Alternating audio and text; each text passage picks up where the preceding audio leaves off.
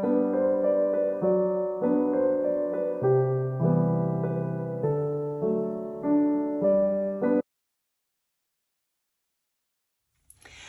everyone, it's Amber and welcome to my video for the I See Stars Instagram hop. I'm excited to share some ideas that I have with you. As I was thinking about what I wanted to do, I didn't really specifically have a good story in mind, but I was thinking about the fact that I have this die cut here, and I don't know if you're aware of this, there's a typo on it. Unfortunately, it says the stars are brightly shining. There's two N's instead of shining.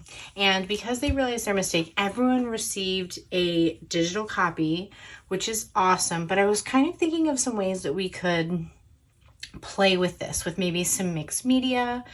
Instead of having to, get rid of this, you could, now granted, you could cover this completely with a photo and not worry about it. But I was kind of thinking it could be really fun to play with some mixed media products. And I was kind of pulling some things out. I was honestly having a hard time deciding because I was so excited. But here's kind of what I had come up with. So I just got this brand new star stencil from Spellbinders. It's listed as Star Bright. I'll try to link it if I can find it. So what I was thinking about doing was some sort of texture paste where the white space is, and then where the red space is, I'm thinking what I'd like to do is use some Heidi Swap screen ink, or they also have a texture paste, and running that through my Mink. So kind of playing with two layers here. Now I could do like Mink everywhere, but I'm gonna kind of go a little bit crazy and do two different ways here. So it is going to take some dry time. It is going to be a project. So what I'm going to do first is Mink this bad boy up. So I'm going to tape off the white part, which is honestly going to be the harder part. We're going to let this dry. We're going to run it through the Mink machine, and then we're going to stencil it and run texture paste, and then that is going to have to dry. And so you can do so many different things. I even thought about like embossing over this with like sparkly red embossing powder. How fun would that be? Or like I have this black tinsel embossing powder, like that could completely change the look. Like I'm still thinking red because it's red. So like I dug out my red Heidi Swap Mink foil. I'm just gonna run a sheet through it because I like the fact that it's red. But then I was like, well, what color should I make the stars? Should I make the stars black? Should I make the stars white with my Vicky Bouton texture paste? Or should I make them like a sparkly white with my Brutus Monroe Chroma Glaze? Or should I make those? Or the possibilities are literally endless. I think I'm gonna go with this Nouveau Glimmer paste, which is like a green sparkly texture paste that can go through the stencil. But now that I think about it, maybe I do want to go with the black sparkle Nouveau paste, which I have a Glacier paste. I don't have it on my desk actually because I hadn't considered it until now, but it would be like this but black. I was thinking about this green, like literally the possibilities are endless. There's so many different ways you can make this fun. But like even if I stuck with just the plain white texture paste, I thought about getting out my Tim Holtz glitter dust and glitter dusting it. Like there's so many fun things you could do. So the reason why I had considered just doing the white texture paste is because this would be a really great spot. Gotta dig them out here. But I was thinking this would be a great place to put your number for the day. Especially, and I don't know what I want to do with this yet too. That's half of my problem. But how great would this look with like a big number 1 on there? Other numbers might be more difficult. But the white texture paste with the red foil might look really cool and make that number 1 pop. I don't really know I'm using it like that yet. Or so if I did black texture paste, then like my number 1 on the chipboard would fit in there, a little bit better. So I'm a woman without a plan. However, I know that I want to make this a little bit different. So I'm going to walk you through the steps of what I decide and how we get through this together. I've got my Tim Holtz media mat here. I'm going to probably end up taping this. I'm going to use Mint tape because it's a lower tack tape than washi. I don't want this to tear. And if I need skinnier pieces or if I need to cut it at an angle here, then I'll use scissors and trim it down. So let's get started. Okay friends, so the first steps here are going to be using this Mint tape that I was describing to tape off the white inside part of this star. I have to check and see if it comes in different widths. The one I'm using is 1 inch wide to give you an idea of what I'm working with here. I learned the hard way after a couple tries where I was literally eyeballing cutting these on angles, but I learned to take just a little pencil, because you can see through it, it's kind of translucent, to just lay the tape down, draw it over with pencil where the line is, and then trim it. And that was way simpler. It took me till like the third point to figure that out. So I kind of zoom through all of the trimming and taping off that I do here. But I wanted it to be like nice and thick, and I just kind of used some of my cut off pieces that had straight edges, because I'm going to be like painting over the edge here and running it through a Mink machine, and I did not want this to, you know, obviously go over the edge at all. So I really was thorough. So here you can see where I used the pencil, and that was so much easier. And the great thing about this Mint tape is it's so low tack. You can keep moving it. It's not like a washi tape at all. It's more like a paper tape. If you've never worked with it, I highly recommend it. It's really great for working with sending things through, working with vellum. You do have to be careful with Mink because it can still get messed up. So here I'm working on my media mat. I originally thought I was going to use that rubber spatula kind of thing, and then I thought, no, that's too thick. I need a paintbrush. So I grabbed a paintbrush from my stash, and I'm just literally painting that Heidi Swap. It's like a thick like paint all around the edge here.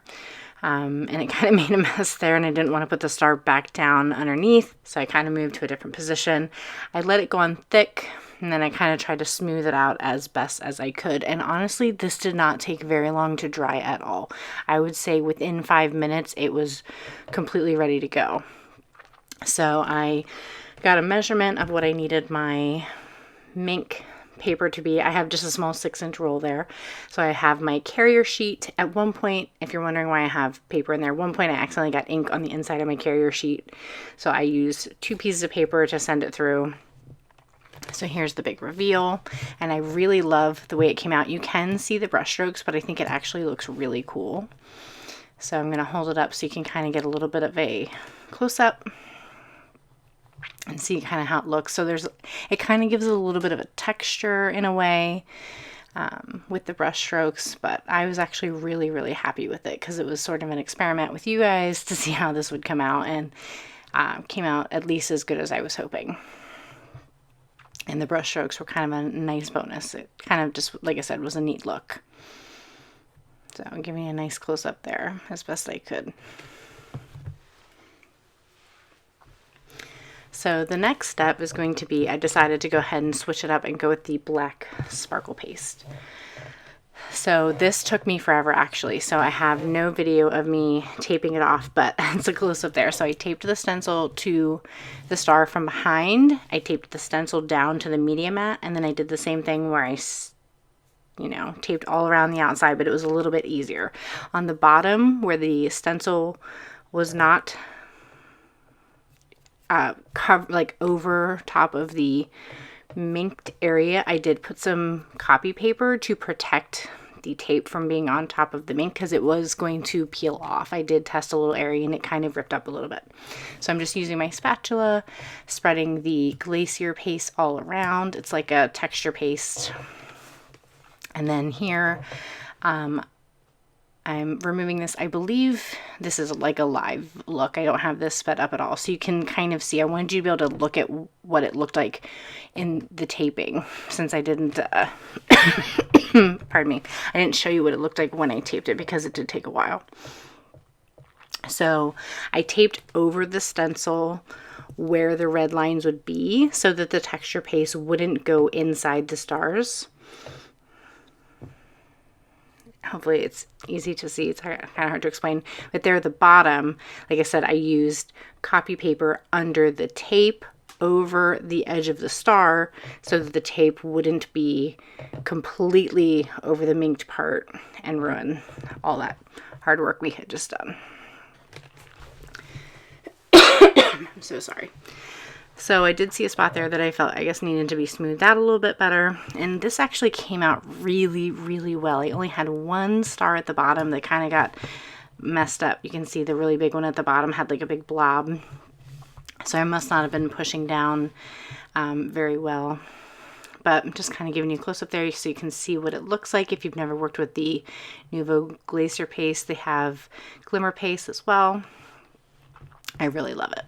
So here, my photo is going to look very strange, but because of the way I had cropped it, I needed to digitally copy and paste parts of it to the left-hand side so I could cover the point of the star, and to the top, since it was just the wall, I just digitally went up with the color of the paint of the wall. So it's hard to tell there because I was pulling it towards me, but I just laid the star over top of the photo, trimmed it out. I was thinking about tracing it with a slick writer, but ultimately decided not to. So I'm going to leave you with a live look here in just a moment of how it all looks side by side. Okay guys, so we are all finished with our little star. I really actually love how it came out. So I did want to warn you, if you do anything like this, give it more dry time than I did.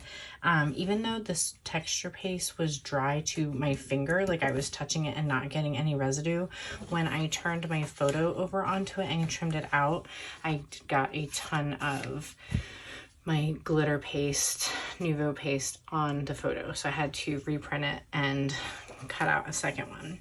So I have not finished this because I'm not sure exactly what day this is going to be in my album, but I have a couple choices here that I selected just to show you, and I'm not sure how I'm exactly going to finish embellishing it either. I actually kind of love how it looks across from each other. I originally had planned for it to just be a page in my album like this, but with it being this way, then I can have an entire page or an entire photo be a spread this way, and there's a cat hair, be this way instead, and I can cover it with something else. So I'm actually thinking about leaving it across, and I really love the black and the red. I hadn't even really planned for it, but like there's this metallic red tree skirt matches. The kitty is black. It really ended up working out really well. And I'm not sure if this is going to be a 3 or a 4 story, but I have these vellum numbers. They're a little long. The one fits here perfectly, but it's definitely not going to be a day 1 story. I have these chipboard glitter thickers. They're called the hardcover ones. I'll try to find them, but they're older, so I highly doubt I'll find them. And then I also have these tinsel ones, which are foil and are all numbers. And I think that the foil on here will look really great against the foil and will tuck down in here really nicely as well as part of a number.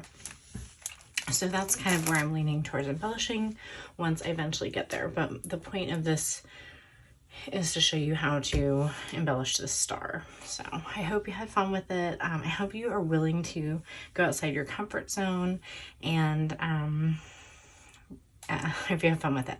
So thanks so much for watching, and I will see you soon for another December daily project. Thanks again. Bye for now.